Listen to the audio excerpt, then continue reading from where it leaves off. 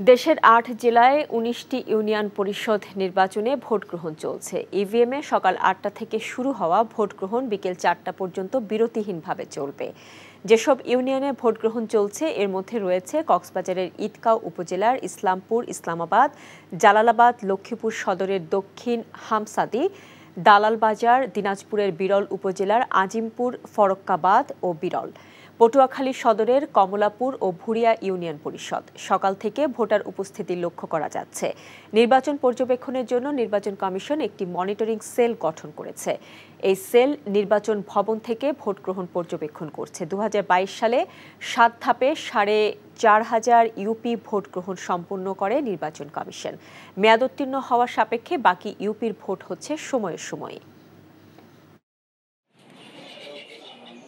বিকাশে কম খরচে ক্যাশ আউটের লিমিট বেড়ে ৫০,০০০, প্রিয় এজেন্টও ২টা।